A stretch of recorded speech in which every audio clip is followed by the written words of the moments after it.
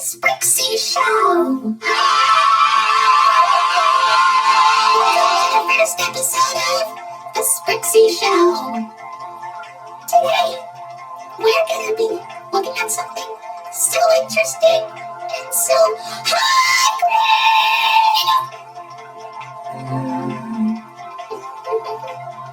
Oopsies. Never mind. So, do you know what we're going to be doing today? A review? You betcha! Are you excited? Because I'm excited. Well then, here we go. This is our first review. Welcome to Pooh Corner. It's a good place to start, huh? Agree. I heard about this show. It's, well, don't worry, Orange. Please just calm down. It's okay. Wow, I don't want to hear about it anymore. Please, I don't like this show. I want to go home now. Can we just skip this review, please? Please. Anyway, let's continue with the review. Well, first of all, it looks like an innocent Winnie the Pooh show, huh? Well, it is. It's worth noting that this is the very first Winnie the Pooh TV series. And as you can see, it's live action. Who doesn't love live action? Okay, let's play it straight. Let's just take a look at some of the differences. The biggest difference is Winnie the Pooh himself.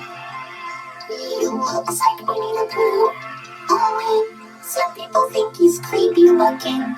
Well, the cartoon Winnie, he's kinda cute. As you would expect, that's his regular appearance. But the live action one in Pooh Corner, he's kinda, well, dare I put it, a little bit unnatural. I mean, his head seems a little too small, obviously because it's a costume, and people don't have that big of a head. And I don't know, just seeing him walk around in like full body when there's somebody in the costume, it's just, I don't know. And don't even get me started about those eyes. I don't know why they made his eyes look like that, but I guess it's just so he can blink. Who can blink without those? And does anybody know what they all look like? I assume they look like something. It's probably because of how low budget they are that they can't really afford to make them look so good. You know what I'm ignoring? Piglet is, well, he looks kinda cute. I'm pretty sure that the person who made these costumes had to make sure that they fit the people, were able to have their heads and their bodies be perfectly fit. But piglets, I wonder how small the person in the piglet costume was. Probably a little person or something. I don't know. But let's look at the differences between this piglet costume and the cartoon piglet. Well, the head's a little bit roundish. Also, this version of Piglet wears a scarf. Well, the Piglet we all know does not wear a scarf. I mean, it is a cute looking scarf. I do like scarves, but, well, I don't know. He does look cute in that scarf, I must say. Now let's look at Tigger. I understand Tigger is known to bounce on his tail, but because this is live action, I'm guessing there was no way they were able to make him bounce on his tail. I mean, a fake tail isn't just strong enough and say, well, any tiger's tail, I must say. Also, I think that he's a little too, dare I say, quick. But you know what? I guess that's what makes Tigger funny. He's supposed to be really energetic. He's kinda cool here. He's really, really in character. The only difference is that instead of a pink nose, he has a black nose. I don't know, maybe they didn't have enough pink fabric to make the nose when they were making the costumes. Oh well. Now as for Eeyore, he is considered to be, well, an old gray donkey. As he is. But the thing is about this version of Eeyore is that he's less depressed and more cheerful. Also, I don't know if this is tied to any of the other stuff, but he really, really likes to eat thistles. I mean, thistles are plants, so I guess maybe they kind of put that into the actual Pooh stuff, but I guess that we never really had that information, and we've only heard it here. Also, how does the Eeyore costume work? So for Kanga, I understand Kanga is kind of the female in the Winnie the Pooh cast. But just seeing the live-action version of Kanga, well, you're welcome to Pooh Corner form. She kind of looks a little bit like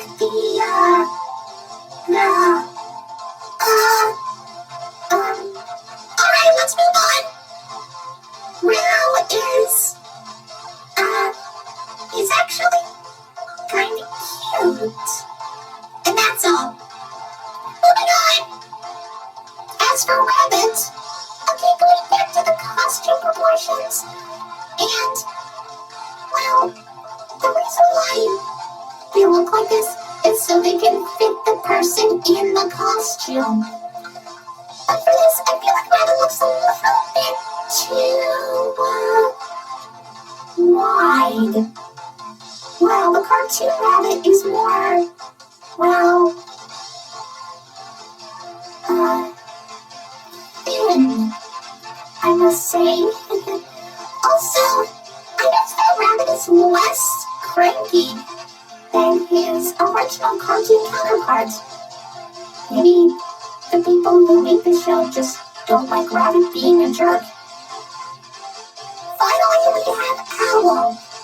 Owl, well, I'm guessing he's more of the, I don't know, he does have the gag of, or the running gag, I must say, much like Eeyore with the thistles. He likes to talk about his relatives. But you know what? Well, I'm guessing that's kind of a thing he can do. I mean, yeah, sure, he can be very mature and wise, but yeah, just hearing him talk about his relatives is kind of amusing, I guess. But yeah, I'll stick with that. I can understand. G Green, I never knew that the characters had some interesting looks and personalities. It almost felt like that I missed something from the original stuff. Or should I say, the actual stuff that's been around for the longest. I know. And you, on the other hand, always respected them as creepy. But if you keep on looking at them, they might not seem creepy at all. They're actually kind of cute and really funny. Yeah, sure, it might be pretty low budget. They probably didn't have enough money. But I see them as just okay. They're supposed to be pure and sweet. And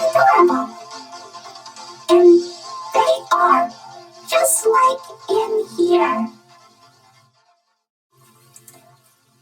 I'm not sure about that, because look at this. PSAs with Pooh? Exactly. PSAs. We need to talk about them. Why are you wearing glasses? Oh, you know what? I don't know. According to this, it seems that they did these PSAs for educational children, for schools. They talked about school bus safety and stranger danger. Oh, that's nice. I guess it would have been. Wait, what? School bus safety, etiquette, and stranger danger? Are you telling me that they also educate children at school? Yeah. Is that a problem? I can't believe that those kids were actually able to pay attention without, worrying. Don't worry about anything. You see, Pooh's School Bus Adventure is a 13-minute long PSA that was released, I believe, in 1984. It taught children all about proper school bus etiquette. Well, what the plot is that the gang boards the school bus to deliver a forgotten school lunch to Christopher Robin, which I believe is the only time he was ever addressed to in the show. Anyway, while on the bus, they talk about what to do and what not to do in terms of school bus safety.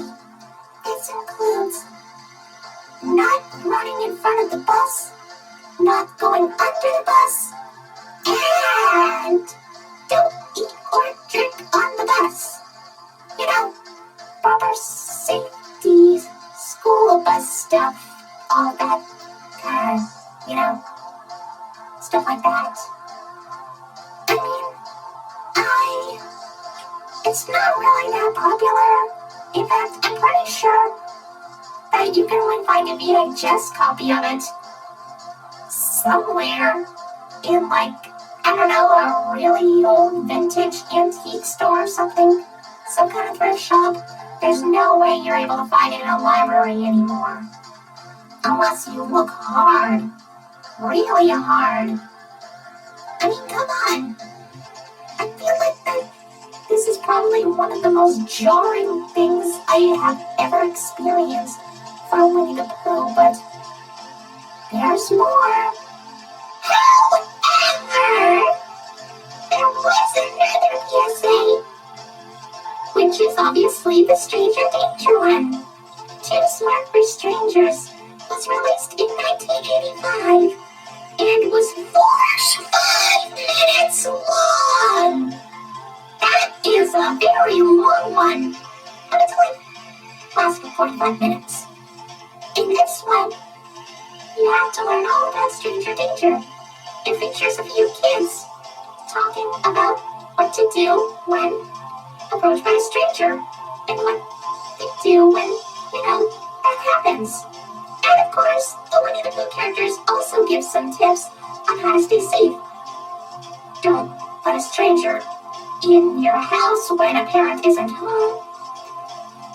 Don't take anything from a stranger if they offer it to you, and run away when approached by a stranger while on the street.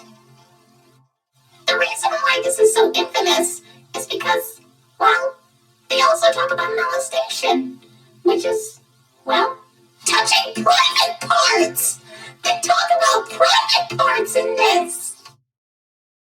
But despite all of that, it's still a really good show, just like all the other ones. Well, that's our show.